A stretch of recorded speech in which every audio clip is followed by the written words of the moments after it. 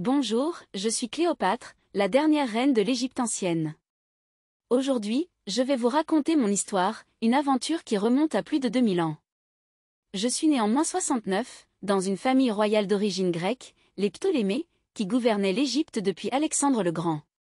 Dès mon plus jeune âge, j'ai appris plusieurs langues et étudié la politique, car je savais qu'un jour, je devrais diriger ce grand pays.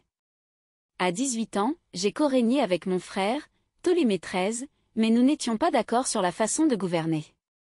J'avais une vision pour l'Égypte, un rêve de prospérité et de paix, mais pour cela, j'avais besoin de soutien. C'est alors que j'ai rencontré Jules César, un général romain. Avec son aide, j'ai pu reprendre le trône et devenir la reine unique de l'Égypte.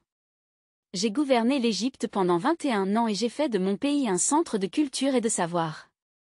J'ai eu un fils avec César, Ptolémée XV, surnommé Césarion. Après la mort de César, j'ai rencontré un autre général romain, Marc-Antoine. Ensemble, nous avons rêvé de créer un empire qui combinerait l'Égypte et Rome. Malheureusement, nos plans ont été déjoués par Octave, le futur empereur Auguste de Rome. Après notre défaite à la bataille d'Actium, Marc-Antoine, accablé par notre défaite et croyant à tort que j'étais morte, s'est ôté la vie en se poignardant. Peu de temps après, refusant de vivre sous la domination de Rome, j'ai choisi de mettre fin à ma vie à l'âge de 39 ans, en -30. La légende dit que je suis morte par la morsure d'un serpent.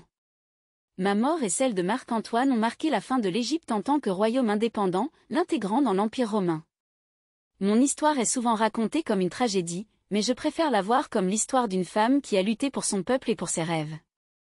J'ai gouverné l'Égypte avec passion et intelligence, et même si je suis partie il y a longtemps, mon héritage survit à travers les âges. J'espère que mon histoire vous inspirera à apprendre, à rêver grand et à poursuivre vos passions, tout comme je l'ai fait il y a des millénaires. Merci de m'avoir écouté. Au revoir.